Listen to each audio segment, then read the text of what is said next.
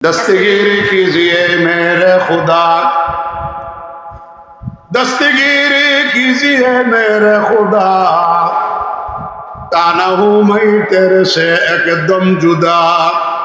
मुफ्ती আজিজুল হক রহমতুল্লাহ আলাইহি ইলমে মারিফতের খাজানা পটিয়ার বালুর তলায় শোয়া চট্টগ্রাম পটিয়া জীবনী পড়েন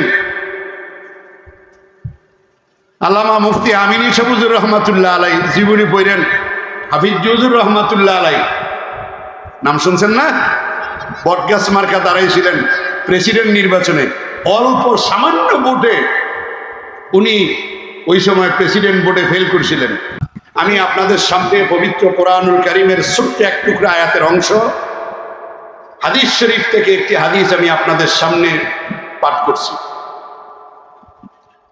আয়াতটি ছিল নামাজ সংক্রান্ত।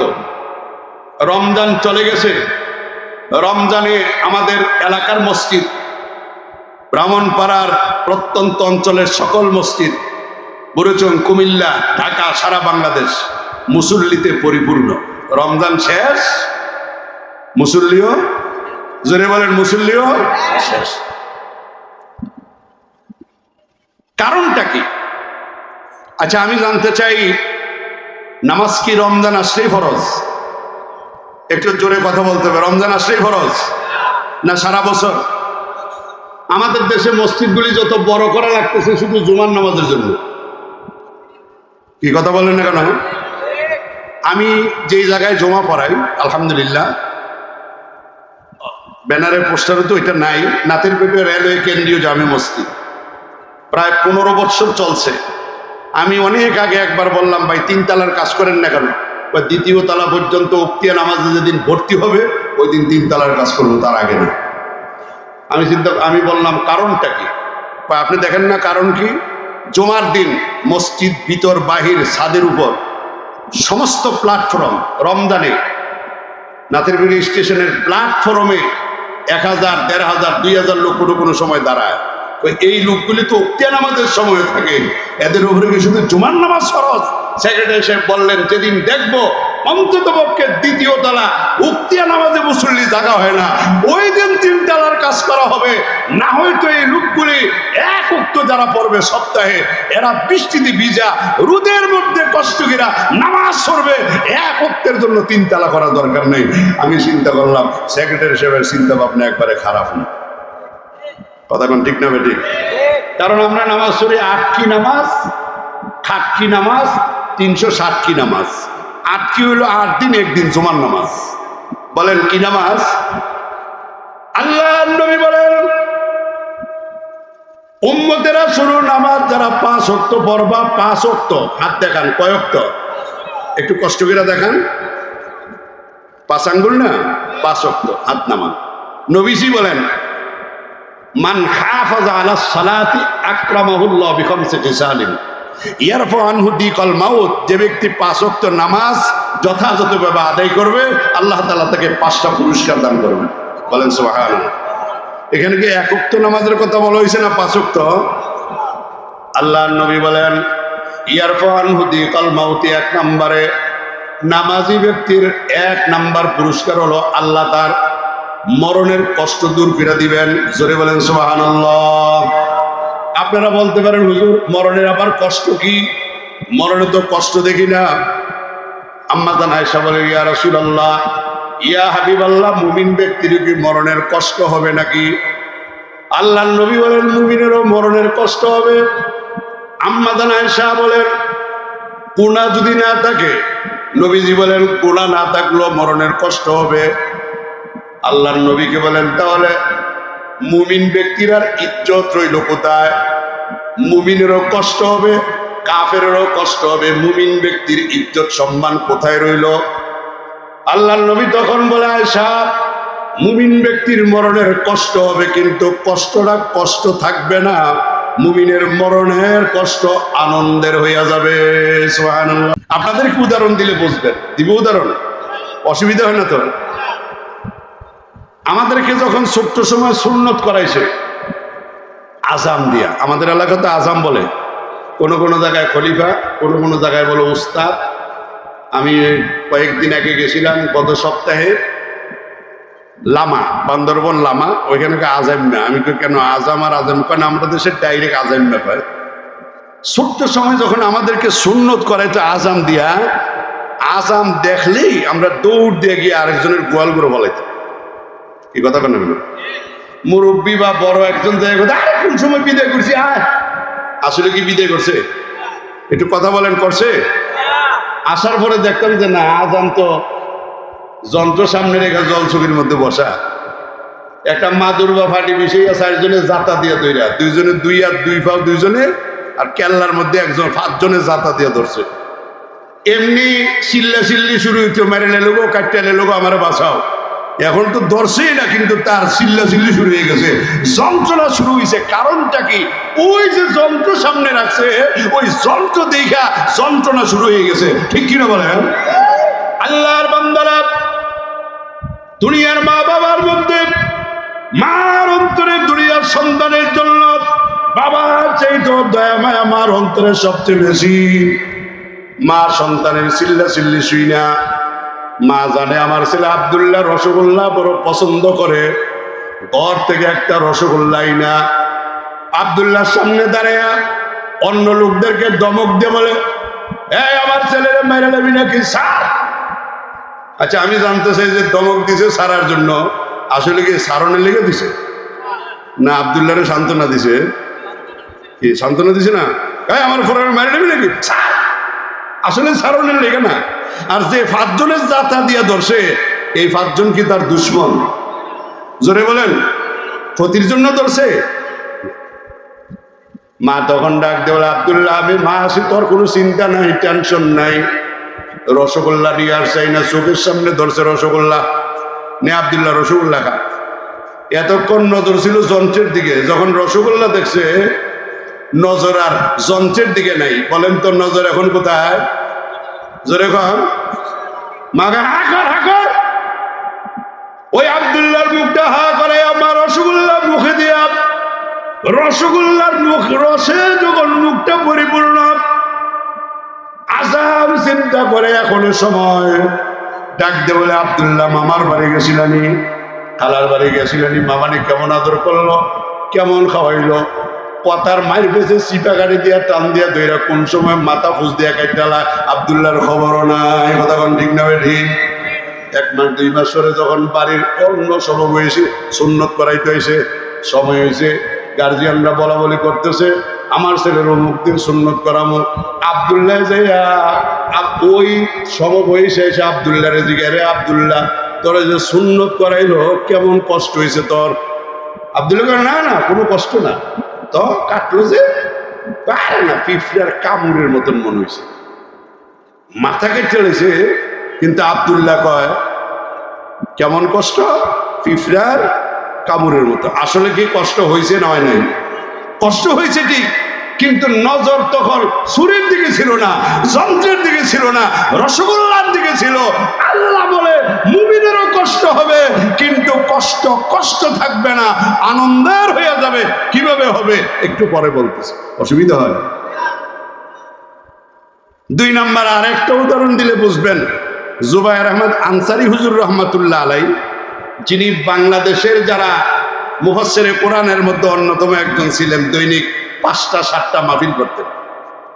উনি বলতেছেন, একদিন আমি দেখলাম এক লোক মাটি কাটতেছে, 3 জনে মিললে টুকরি ঘুরে মাথা উঠে দেয়, কিন্তু গাম বাইয়ে বাইয়া পড়ে, কিন্তু ওই ব্যক্তির কাছে কষ্ট মনে হইতেছে না, আনন্দ তার মধ্যে। কিছুক্ষণ পর বলে, যা ফারো দাও, 3টা বাজলে জামুগা। ওই আল্লাহর বান্দা আনসারী হুজুর বলে, ব্যাপার কি? এত বড় মাটির বোঝা মাথার মধ্যে দিল, কোনো কষ্ট মনে হয় না, তার মনের মধ্যে আনন্দ। কিছুক্ষণ পর পর বলে, যা পারো দেওয়া অসুবিধা নেই, 3টা বাজলে আমি চলে যাব। কারণটা কি? মাটির বোঝা তার কাছে বোঝা মনে হয় না। মাটির টুকরি, এত বড় টুকরি 3 জনে উঠে দেয়, তারপরও গাম বায়া বায়া পড়ে, তারপরও তার কাছে কষ্ট মনে হয় না। কারণটা কি? নজর করে দেখলেন তার লুঙ্গির মধ্যে কি জন্য একটা, লুঙ্গির মধ্যে একটা কি জন্য গুছ দিয়ে রাখছে, লুঙ্গির মধ্যে আছে না এরকম? অনেক সময় অনেকের টাকা বা কোনো কিছু রাখে উঁচা হয়ে বসে। আনসারী সাহেব হুজুর রহমাতুল্লাহ আলাইহি বলে এটা কি? উনি লুঙ্গিতে টান দিছে, দেখে একটা কাগজ বাড়িছে। কি বাড়িছে? কাগজ খুলছে, খুইলা দেখে এটা তার প্রিয়তমার লেখা চিঠি। লেখছে, প্রিয়তম আমার সালাম নিও, আর 4টার সময় অমুক বাগানে আমি থাকবো, ওই জায়গায় আসলে তোমার সাথে আমার সাক্ষাৎ হবে। আনসারী সাহেব হুজুর বলেন, এতক্ষণ আমি বুঝি নাই যে মাটির বোঝা তার কাছে বোঝা কেন মনে হয় না, মাটি কাটার কষ্ট তার কাছে কেন কষ্ট মনে হয় না। কান বেয়ে বেয়ে পড়ে 3 জনে মিললে টুকরি উঠাইতে কষ্ট হয়, কিন্তু সে নিয়ে ফালা তার কাছে কষ্ট মনে হয় না। কারণটা কি? কারণ হলো ওই সাদা কাগজের মধ্যে প্রিয়তমার লেখা চিঠি, আর সালাম পাইয়া মাটির বোঝা বোঝা মনে হয় না, মাটি কাটার কষ্ট কষ্ট মনে হয় না। আল্লাহ নবী বলে, আয়েশা, মুমিন ব্যক্তিরও মরণের কষ্ট হবে। আল্লাহর কসম, মুমিন ব্যক্তির কষ্টটা আর কষ্ট থাকবে না। মুমিনের মরণের কষ্টটা আনন্দের হইয়া যাবে। কেমনে আনন্দের হবে? আল্লাহ পাক রব্বুল আলামিন বলেন, সালামুন কাওলাম মির রব্বির রহিম। মুমিন ব্যক্তির যখন মরণের সময় হইয়া যাবে, নামাজি ব্যক্তির যখন মরণের সময় হইয়া যাবে, আজরাইল আলাইহিস সালাম আইসা আল্লাহর পক্ষ থেকে তাকে সালাম দিবে। আর আসতে কোন সুবহানাল্লাহ। কে সালাম দিব? সালাম তো আজরাইলের না, আল্লাহর সালামুন কাওলাম মির রব্বির রহিম। রব্বে রহিমের পক্ষ থেকে, আল্লাহর পক্ষ থেকে সালাম দেওয়া হবে। এখন যদি এইখানে আইসা আমাদের এমপি মহোদয় বলে, এই রহমতপুরের ওমর আপনাকে প্রধানমন্ত্রী সালাম জানাইছে, চিল্লান দিয়ে একবারে চিল্লি দিয়ে দিয়ে ঘুরে দেবো, বাপরে বাপ, প্রধানমন্ত্রী আমার সালাম জানাই, কতক্ষণ ঠিক নেবে? আর আল্লাহ যারা সালাম জানাইছে তার সম্মান মর্যাদা বেশি না কম? আরো জোরে কন, সালামুন কাওলাম মির রব্বির রহিম। রব্বির রহিম আল্লাহ তাকে সালাম জানাইব। আল্লাহ তাআলা বলবে, ও বান্দা, চিন্তার কোনো কারণ নাই, তোর কোনো ভয় নাই। আল্লাহ তাখাফু ওয়ালা তাহজানু ওয়া বশিরু বিল জান্নাতিল্লাতী কুনতুম তুআদুন। আল্লাহ তাআলা বলবে, ও ফেরেশতারা, আমার বান্দার চোখের সামনে নিয়ে জান্নাতটা ধরবা। মা যেন আব্দুল্লাহর চোখের সামনে না কি ধরছিল? আরো জোরে কোন। আব্দুল্লাহর নজর আগে ছুরির দিকে ছিল, রসগোল্লা ধরার পরে এখন আর নজর ছুরির দিকে নাই, এখন নজর হলো আল্লাহু আকবার রসগোল্লার দিকে। আল্লাহ তাআলা বলে, মুমিন ব্যক্তিকে 500 রহমতের ফেরেশতা জাতা দিয়া ধরব। যদি গুনাহগার হয় জাহান্নামের 500 ফেরেশতা তারে জাতা দিয়া ধরব। মুমিন ব্যক্তি 500 রহমতের ফেরেশতা জাতা দিয়া ধরার পরে জিবরাইল আলাইহিস সালাম আল্লাহর পক্ষ থেকে সালাম দিয়া দিবে। ফেরেশতারা না তার চোখের সামনে জান্নাত ধরবে, আর ডাক দিয়ে বলবে, আল্লাহ তাখাফু। মা যেমন বলবে, আব্দুল্লাহ তোর কোনো চিন্তা নাই, আমি মা আছি, ঠিক কিনা বলে? আল্লাহ বলবে, বান্দা তোর কোনো চিন্তা নাই, আল্লাহ তাখাফু ওয়ালা তাহজানু। ও বান্দা, তোর কোনো ভয় নেই, আল্লাহ তাখাফু ওয়ালা তাহজানু। তোমার কোনো ভয় নাই, তোমার কোনো চিন্তা নাই, তোমার কোনো টেনশন নাই। ওয়া বশিরু বিল জান্নাহ। আমি আল্লাহ তোমার জন্য যে জান্নাত বানিয়ে রাখছি, ওই যে তোমার চোখের সামনে জান্নাত ধরা হয়েছে, ওই জান্নাত দেখো। আর ওই জান্নাতের মধ্যে দেখো পার্ক আছে, বাগান আছে। ওই জান্নাতের মধ্যে গেলে, ওই পার্কের মধ্যে গেলে তোমার মাহবুবে হাকিকি, তোমার আসল প্রিয়তম আল্লাহর সাথে তোমার সাক্ষাৎ হয়ে যাবে। মুমিন ব্যক্তির আসল প্রিয়তম কে? ওমা এটাও করতে পারেন না? আল্লাহর নামে তো আসতে কেন জোরে বলেন, কে?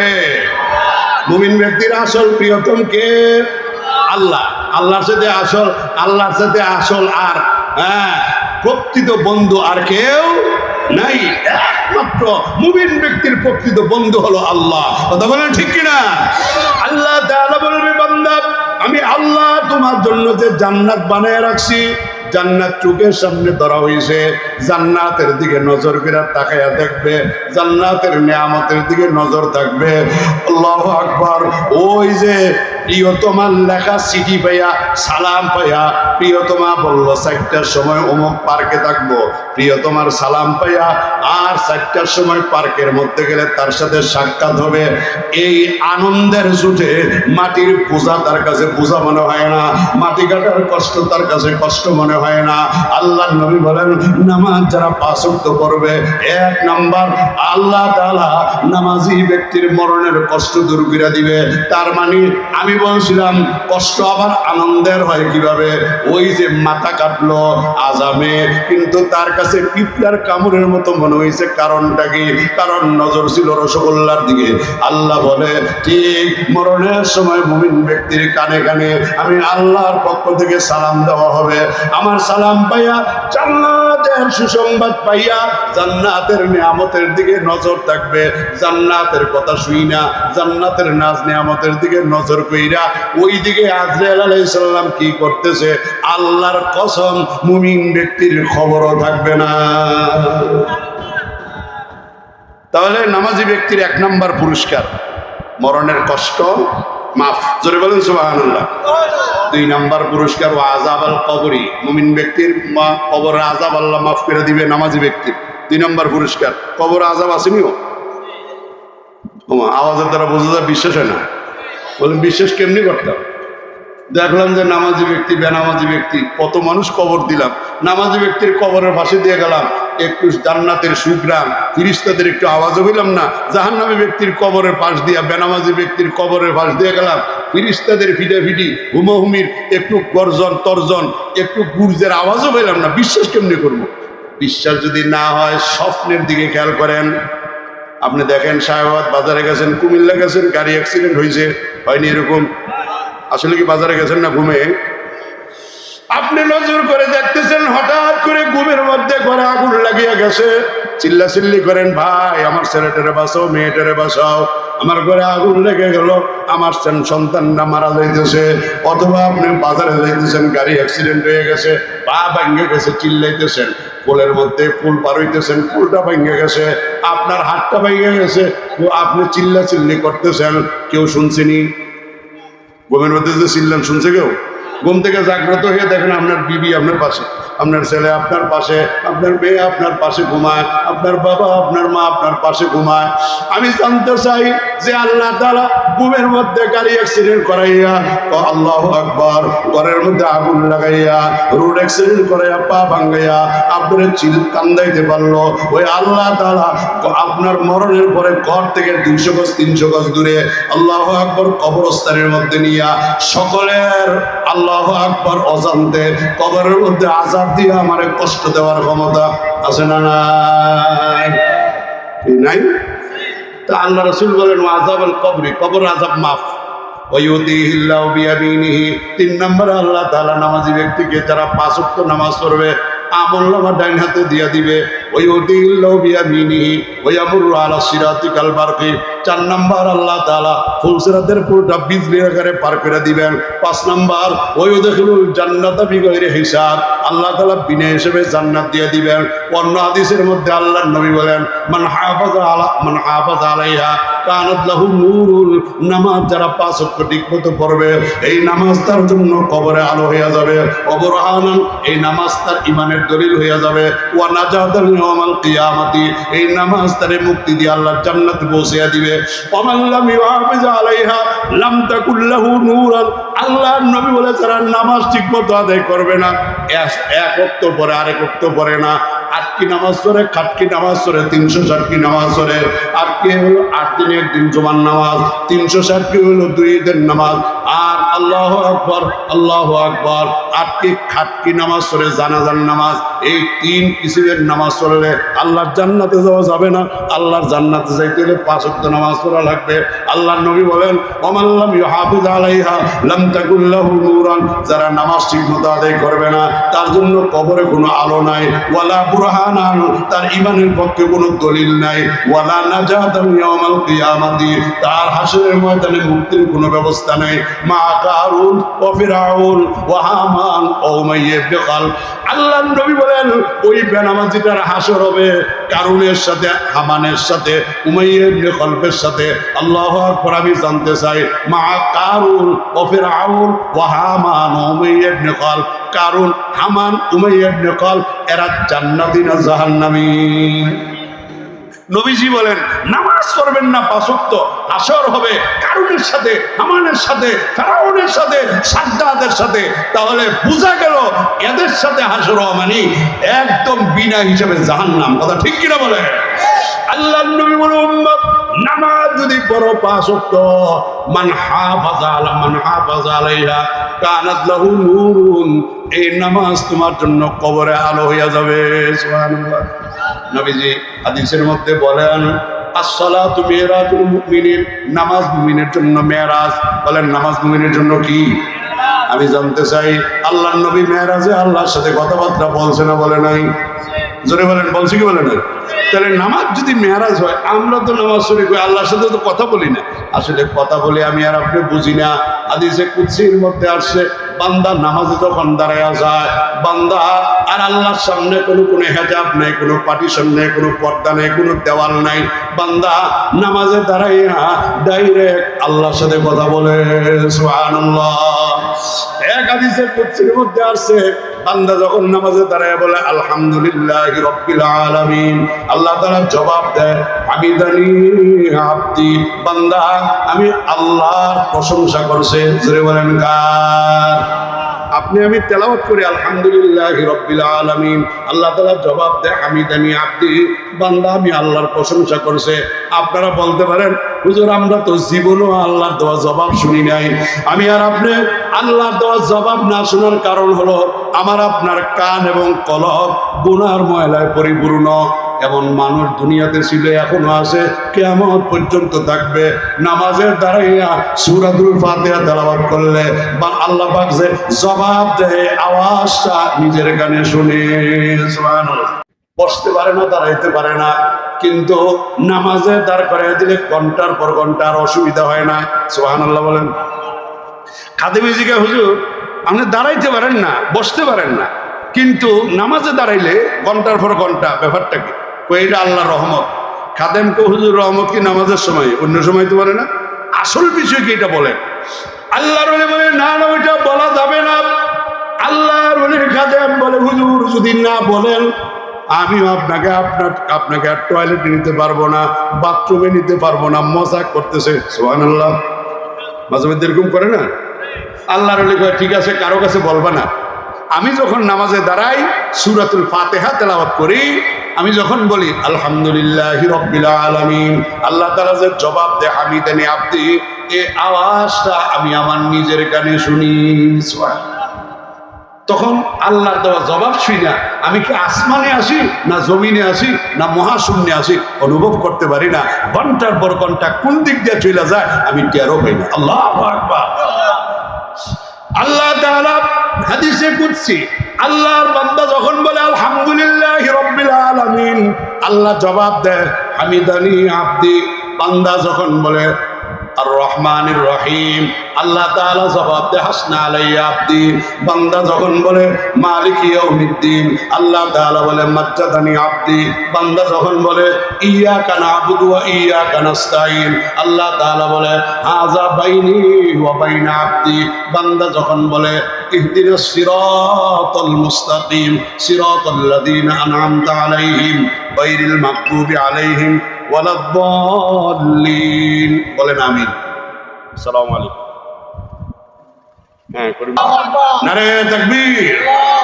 কুয়াকাটা হুজুরের আগমন, হাফিজুর রহমান সিদ্দিকী সাহেবের আগমন।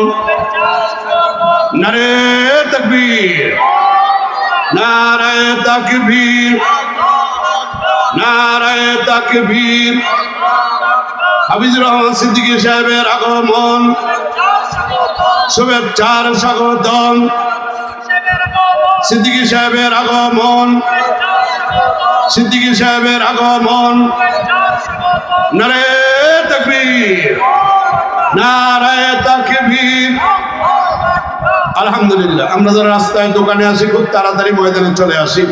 আমাদের আজকের মাহফিলের সম্মানিত প্রধান বক্তা, যিনাকে পাইতে গেলে ইচ্ছা করলেই আজকের এই মাহফিলে, সেই সুয়াগাজী থেকে আমার ভাই কবির ভাই আসছেন, অনেক জায়গা থেকে, মহিষেন থেকে আসছেন, চান্দিনা থেকে আসছেন, সেই চট্টগ্রাম থেকে আমার এক ভাই আসছেন হুজুরকে দাওয়াত দেওয়ার জন্য। মানে ওইখানে তো দৈনিক শত শত লোক যায়।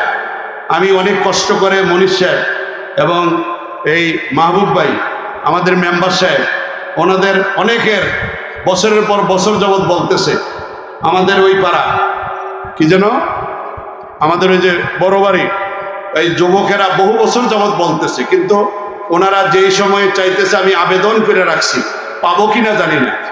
কারণ ওনারা যেই জায়গায় মাহফিল করায় ওইটা মাহফিলের মূল সিজন ছাড়া, নভেম্বর ডিসেম্বর ছাড়া সম্ভব নয়। তো যাই হোক, মাদ্রাসা কর্তৃপক্ষ আমাকে বলছে হুজুর যখন দেয় তখনই মাহফিল করাবো। সেই হিসাবে আমি মাহফিল নেওয়ার পর থেকে চিন্তায় ছিলাম, আল্লাহ তাআলার কাছে দোয়াও করছি। গতকালকে আমার মাদ্রাসার ছাত্র, আমি যেখানে বাসা ওইখানেও মাদ্রাসা আছে, আমার পাশের ফ্ল্যাটেই বিশাল মাদ্রাসা, ছাত্রদেরকে নিয়ে দোয়া করাইছি, খতম করাইছি যে আল্লাহ পাক যেন বৃষ্টি থেকে আজকের দিনটা হেফাজতে রাখে। তো আলহামদুলিল্লাহ এই পর্যন্ত আকাশ ভালো আছে, জোরে সেরে বলে আলহামদুলিল্লাহ। আলহামদুলিল্লাহ। যারা রাস্তায় দোকানে আছে দ্রুত চলে আসি, রাস্তাটা ক্লিয়ার রাখবো। আমাদের সম্মানিত মুআজ্জাজ মেহমান কুয়াকাটার হুজুর আল্লামা হাফিজুর রহমান সিদ্দিকী সাহেব, আলহামদুলিল্লাহ খুব তাড়াতাড়ি, এদিকে কেউ থাকবেন না, সবাই মাঠে চলে যান। আমি চেয়ারগুলির কথা বলছি, কোনো যুবক ভাইরা চেয়ারে বসার দরকার কি? স্বেচ্ছাসেবক ভাইয়েরা রাস্তাটা ক্লিয়ার রাখবেন। আর মাদ্রাসার পক্ষ থেকে 2 জন হুন্ডা নিয়ে আপনারা রাস্তার মাথায়